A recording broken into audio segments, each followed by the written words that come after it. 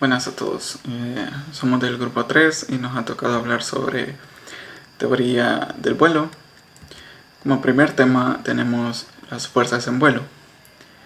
Y decimos que sobre un aeroplano en vuelo actúan una serie de fuerzas favorables y unas desfavorables a otras, siendo una tarea primordial del piloto ejercer control sobre ellas para mantener un vuelo seguro y eficiente. Cuando decimos que es tarea del piloto es debido a que estas fuerzas son maniobrables por medio de él y del segundo piloto, que está para ayudarlo y apoyarlo en cualquier circunstancia adversa a lo común. De todas las fuerzas que actúan sobre un aeroplano en vuelo, las más básicas y principales, porque afectan a todas las maniobras, son 4: la sustentación, peso, empuje y resistencia. Estas 4 fuerzas actúan en pares. La sustentación es opuesta al peso y el empuje es opuesto a la tracción. El empuje o tracción, es opuesto a la resistencia. Como vemos en la imagen, la sustentación, como dice ahí, el puesto es el peso, debido a que para poder elevar el avión necesitamos una sustentación mayor a su peso y que sobrepase a él para poder levantar el peso de la aeronave. Y el empuje es necesario para que el avión avance continuamente hacia adelante, y la resistencia por ende es lo contrario, que lo influye el aire que choca de frente al aeroplano. Primero tenemos como sustentación una de las 4 fuerzas. Dice que es la fuerza desarrollada por un perfil aerodinámico moviéndose en el aire, ejercida por abajo arriba, y cuya dirección es perpendicular al viento y a la envergadura del avión. Podemos decir que la sustentación mantiene al avión en el aire y se crea cuando hay una masa de aire por debajo del ala, y que esta crea una fuerza que lo eleva. También podemos decir que la sustentación no se puede crear en vacío, y que por esta razón tenemos un ejemplo de las naves espaciales, que vemos que no necesitan alas porque en el espacio no hay aire. Entonces, caso contrario a los transbordadores que tienen que regresar, entonces eso sí los notamos con alas para poder aterrizar cuando regresen a la atmósfera terrestre. La sustentación, como decimos, es la que empuja el avión hacia arriba, y cuando esta sustentación es suficiente grande para vencer el peso del avión, el avión es que asciende. Y por ende, si la sustentación se disminuye, el avión desciende.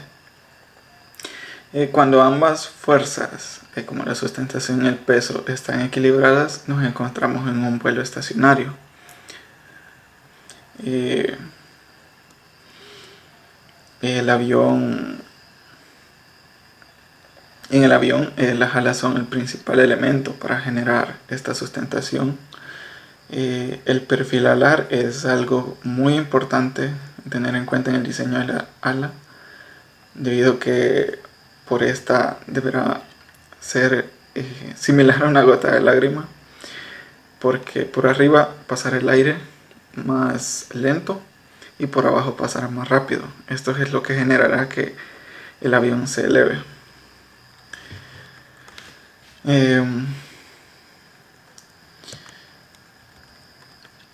Después podemos decir que los factores que afectan la sustentación son la altitud del avión, que se refiere a la orientación o referencia angular de los ejes longitudinales y transversales del avión. con respecto al horizonte y se especifica en términos de posición de las alas. Un ejemplo es el avión está volando a 5 grados moro arriba y 15 grados a la veo a la izquierda.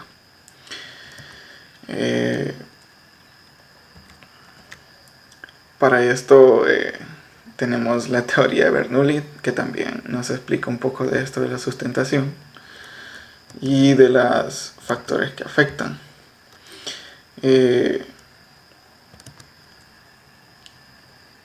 Otro factor que afecta es la trayectoria del vuelo, que dice que es la dirección seguida por el perfil aerodinámico durante el desplazamiento del aire.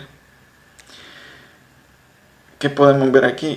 Que la trayectoria del vuelo, si hay aire o vientos que chocan a la aeronave, esto genera fuerzas contrarias que influyen al avance de la aeronave o elevación. Tenemos aquí que el viento relativo es el flujo de aire que produce el avión al desplazarse. El viento relativo es siempre paralelo a la trayectoria de vuelo y en dirección opuesta. Su velocidad es relativa del avión con respecto a la velocidad de la masa del aire en que se mueve. Aquí tenemos el viento relativo, que es el que choca de frente al avión, y dependiendo de la trayectoria y el ángulo que se tenga hacia arriba es donde se podrá eliminar o favorecerse de ese viento relativo para poder elevarse.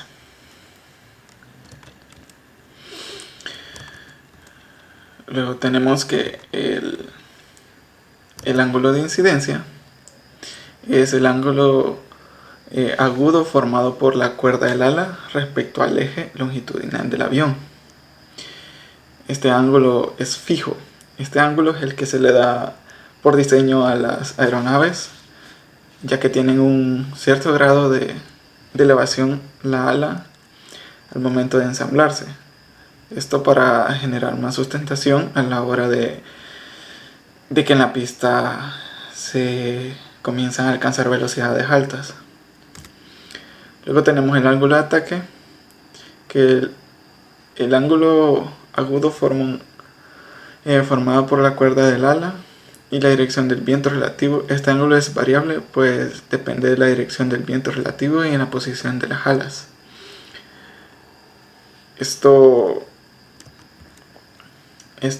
podemos decir que, por lo tanto, en cuanto mayor sea el ángulo de ataque, mayor es la sustentación que se produce y se puede alcanzar. También es importante saber que a partir de cierto ángulo el perfil puede tener una pérdida. Si está muy inclinado, puede tener demasiado pérdida y ser una pared de aire que no favorece a la sustentación. Y aquí se muestran distintas fases del vuelo del avión, en cada una de las cuales podemos apreciar de una manera gráfica de los conceptos definidos: la trayectoria en el viento relativo y paralelo a la dirección opuesta a la trayectoria y sustentación perpendicular del viento. Tenemos que la densidad del aire es otro factor que afecta. Cuando mayor sea la densidad del aire, mayor es el número de las partículas por unidad de volumen que cambian la velocidad por precisión y producen sustentación. La velocidad del viento relativo, que decimos que a mayor velocidad de flujo sobre el perfil, mayor es la sustentación. Es importante destacar que la sustentación es proporcional al cuadrado de la velocidad, que aquí es donde aplicamos el teorema de Bernoulli, siendo por tanto este factor el que comparativamente efectúa más de la sustentación. Otra fuerza que tenemos, que es el peso. El peso es la fuerza de atracción gravitatoria sobre el cuerpo, siendo su dirección perpendicular a la superficie de la Tierra.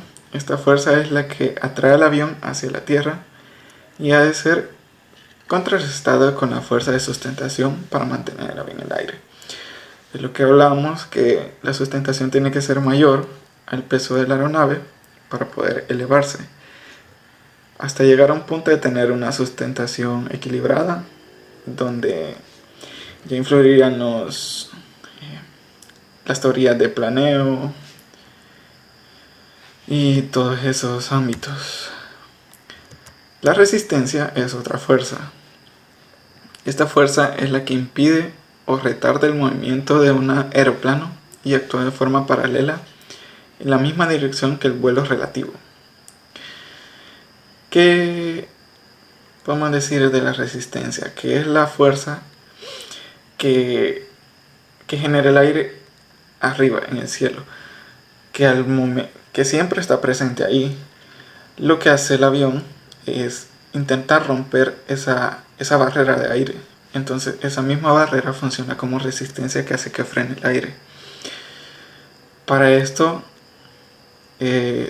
decimos que la resistencia por fricción es la proporcional a la viscosa, que en el aire es muy bajo, de manera que la mayoría de veces esta resistencia es pequeña comparada con la producida por la presión, mientras que la resistencia debido a la presión depende de la densidad de la masa del aire. Decimos que la resistencia inducida es la resistencia inducida indeseada, pero inevitable. Es un producto de la sustentación y se incrementa en posición directa al incremento del ángulo de ataque. La resistencia parásita es la producida por las demás resistencias no relacionadas con la sustentación, como son la resistencia del avance de las partes del avión, fuselaje, tren de aterrizaje, no retráctil y antenas de radio. Podemos ver que la resistencia mínima tenemos una curvatura sobre la resistencia inducida y sobre la resistencia parásita. Y podemos decir que el empuje o tracción es la otra fuerza que tenemos, la última, que es la que sirve para vencer la resistencia que genera el aire. Y que dice que para vencer esta inercia del avión parado acelera la carrera de despegue o en vuelo. Esta fuerza se obtiene acelerando una masa de aire a una velocidad mayor de la de un aeroplano, reaccionando a igual intensidad. El empuje es la fuerza que, como habíamos dicho, que hace que el avión avance, y junto con esta velocidad genera la sustentación. Las cuatro fuerzas están relacionadas. En algunos aviones, como son los aviones de hélice, es donde la hélice tiene un perfil para generar sustentación con un ángulo de ataque, que al momento de girar es donde generan impulso hacia adelante.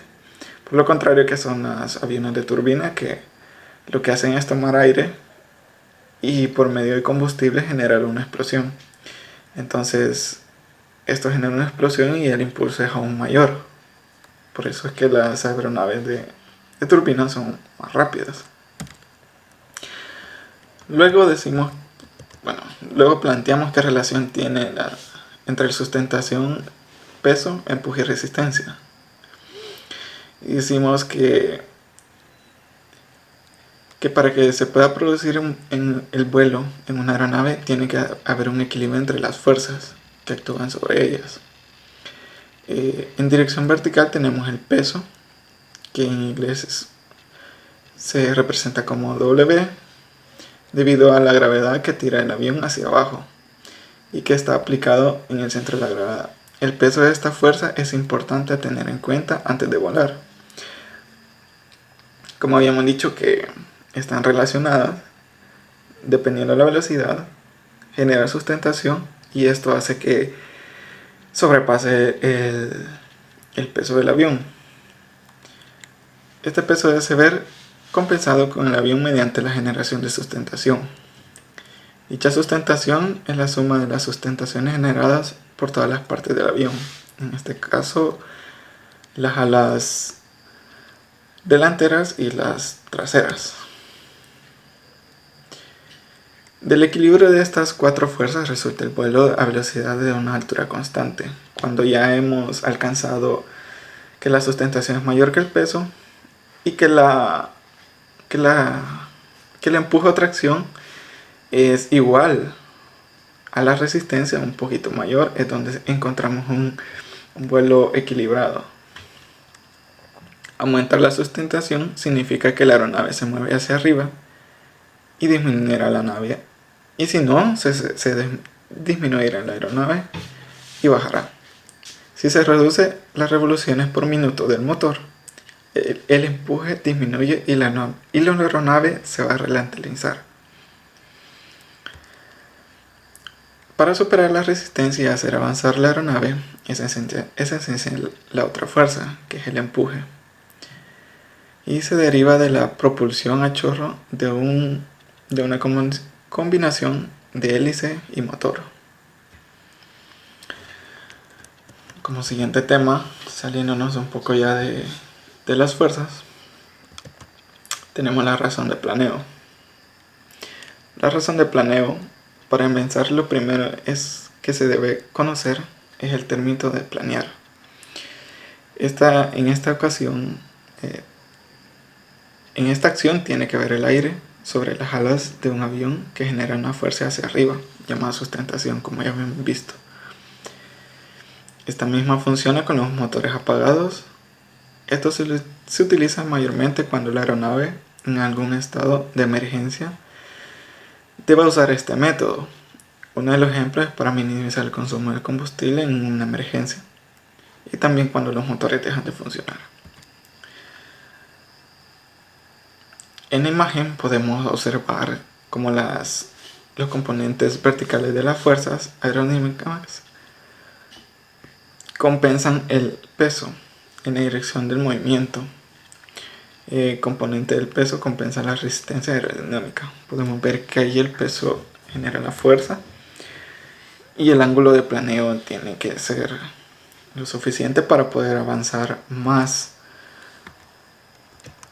y tener más distancia recorrida.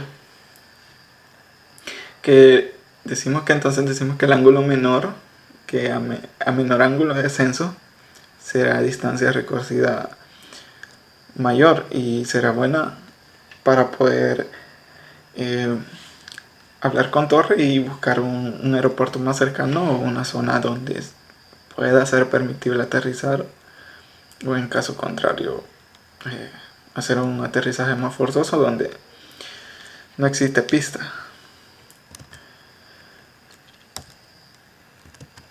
Luego tenemos el Gyroscope, que es un GS, abreviado GS, que describe los sistemas que generan y reciben, indican el diagrama de radiación de la instalación terrestre.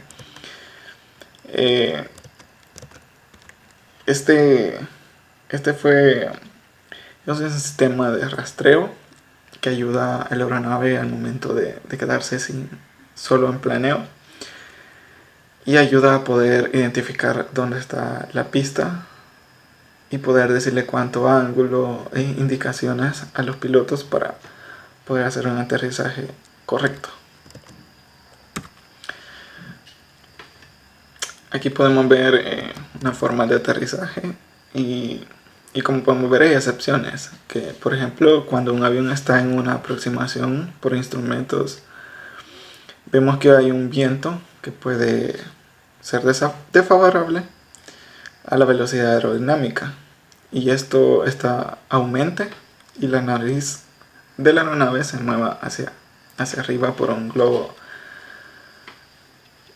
de aire correspondiente por encima de la trayectoria del planeo, que podría dificultar el aterrizaje.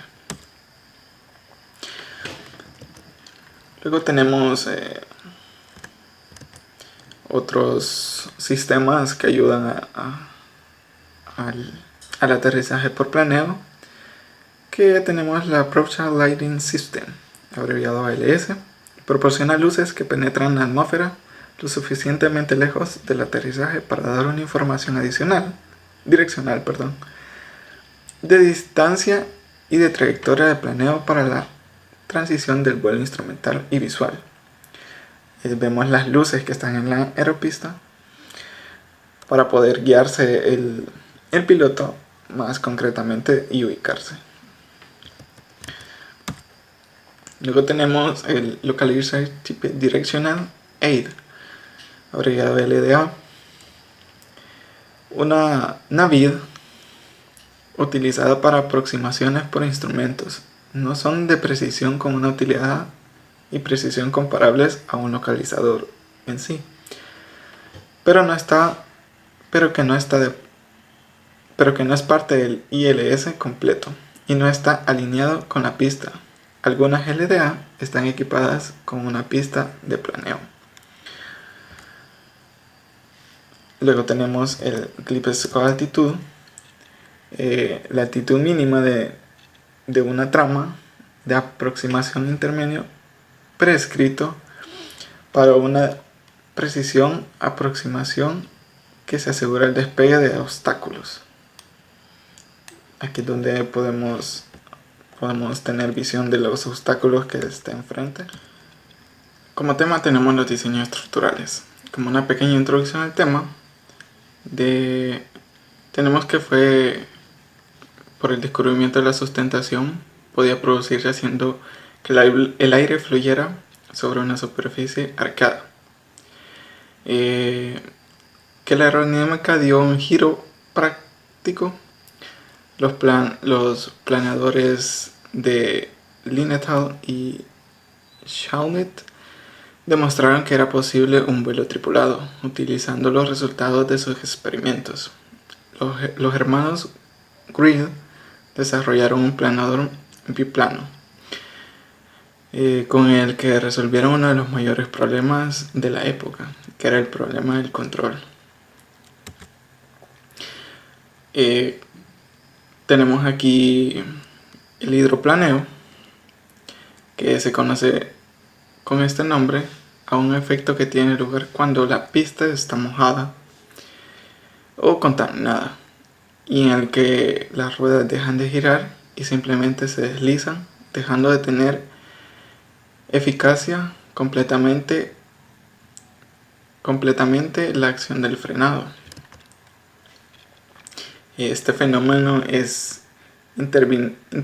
interviniendo en muchos parámetros, como es el espesor de la capa de agua que hay en la pista, la elasticidad de las gomas de los neumáticos y los neumáticos en sí. Suelen distinguir por tipos de hidroplaneo, uno de los cuales es el hidroplaneo dinámico y el hidroplaneo producido por el revenido de goma de neumáticos. El hidroplaneo dinámico, quizás más conocido, produce cuando el agua está estancada en el pavimento y la capa de agua es tan grande que la rueda no puede lograr alcanzar el pavimento para poder generar fricción y esto servir como frenado. Entonces normalmente ocurre cuando una capa de agua es excesiva por lluvias u otros factores desconocidos, es donde se produce este tipo de hidroplaneo. El hidroplaneo producido por el revivimiento de gomas de los neumáticos, es un fenómeno poco conocido, pero que puede ser producido por el calor que se origina en la pista cuando está levemente mojada. Esto genera vapor por el calor y hace que el neumático se deforme y no genere una fricción adecuada junto con el piel del neumático, haciendo este tipo de hidroplaneo. Luego entramos al tema de vuelos estabilizados y actuaciones. en el cual decimos que las tres actuaciones más típicas que tenemos dentro del vuelo estabilizado son las actuación de subida, actuación de bajada, actuación de viraje horizontal y efecto suelo. Como primero tenemos que es la actuación de subida. El objetivo principal de él es alcanzar la altitud a la que la aeronave comienza el vuelo crucero. Como ya hemos dicho, el vuelo crucero es cuando la sustentación es mayor que el peso y que la tracción o empuje es superior o igual que la resistencia, donde el vuelo está en vuelo crucero. Los que hemos viajado podemos decir que, o podemos dar fe que llega un momento donde el avión está bastante calmado. Entonces, podría decir que ese es el momento del vuelo crucero, donde las cuatro fuerzas actúan simultáneamente, no pasándose una de otra. Luego decimos que acá varían diferentes parámetros, que son la densidad del aire, como hemos hablado, el peso de la aeronave, la resistencia de la aerodinámica y el consumo de combustible, que se podría agregar entre los factores. Pero como podemos ver, hablamos de las fuerzas siempre de vuelo. Luego tenemos que la fórmula que podemos ver para vuelos estabilizados y actuaciones, donde tenemos que la T es el empuje del avión, la L la tenemos como sustentación, la W como el peso del avión y la D la resistencia aerodinámica. Y tenemos una Y ahí que funciona como el ángulo de ataque para poder lograr la sustentación necesaria para llegar al vuelo crucero. Luego tenemos que es la actuación de bajada y es lo contrario a la otra, que ahora tenemos que el avión está volando en modo similar al anterior, pero que en secuencia es de descendencia. Para producir un descenso se requiere un desbalance momentáneo entre las fuerzas de sustentación y peso. Es lo que hablábamos, que cuando la sustentación es menor, entonces ahí es donde veremos descenso del avión. Como podemos ver en la figura, aquí es donde el avión viene en descenso. Podemos ver que el ángulo de ataque o incidencia está invertido. Es donde queremos lograr que el avión descienda con respecto al ángulo. Luego tenemos los tipos de descenso. Y el primer descenso que tenemos es el descenso escalonado, que consiste en un descenso continuo utilizando un ángulo de 3 grados para que esto requiere un cálculo manual de la trayectoria. Luego tenemos el descenso estándar, que consiste en un perfil de descenso calculado por sistemas de gestión de vuelo. Y también el vuelo optimizado, el descenso optimizado, que es por medio de sistemas de gestión a bordo de la aeronave. Luego tenemos que la actuación en viraje horizontal. Y decimos que en un viraje horizontal el avión se mueve a una altura y velocidad constante, describiendo un círculo. Cuando el avión gira así y puede girar retornar y dar un giro hasta de 360 grados. Los virajes se clasifican en los siguientes: viraje coordinado, que es un viraje coordinado, aquí es donde la fuerza centrípeta y la centrífuga se encuentran en equilibrio. En el derrape, en este caso la fuerza centrífuga es mayor que la fuerza centrípeta y la aeronave tiende a derrapar hacia afuera del viraje. Se sale de su viraje normal. Algo similar pasa en los automóviles, que cuando hay un derrape se sale del eje, se podría decir, de trayectoria que debería llevar. Luego tenemos el desplazamiento por último, y que en este caso la fuerza centrípeta es mayor que la fuerza centrífuga. Y en este caso la nariz de la aeronave y la cola siguen una trayectoria diferente. Entonces pues esto puede generar bastante fuerza en el fuselaje o en las partes del avión, ya que tiende a generar una tensión en todas las partes del avión. Luego tenemos que es el efecto suelo. Y decimos que principalmente el efecto suelo se traduce en un aumento de la sustentación, aumenta de la presión local, en algunas aeronaves cambios de característica de estabilidad y una disminución de resistencia inducida. La magnitud del efecto del suelo es mayor cuando más cerca está el ala del avión del suelo y cuán mayor sea la envergadura de este. Aquí podemos decir que el suelo al momento del aterrizaje genera vórtices que generan sustentación al momento del aterrizaje con respecto al suelo. Aquí es donde podemos ver esos vórtices, que es la resistencia inducida, que es causada por la producción de sustentación en una de las formas por medio de las cuales se manifiesta por medio de los vórtices punta de ala. Lo que decíamos de los vórtices que se generan cuando el avión baja y el aire genera esos vórtices para una resistencia inducida. Luego decimos que el aumento de sustentación y presión local. En este caso, si el ángulo de ataque incrementa, hará que incremente la sustentación. Al momento del aterrizaje,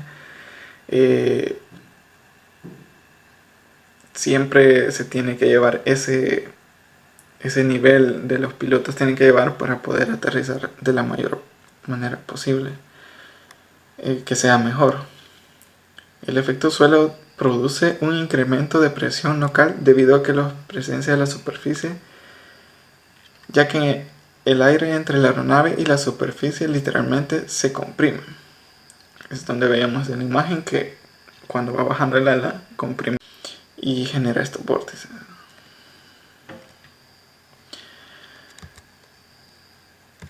Bueno, esto sería todo de nuestra presentación. Gracias por su atención.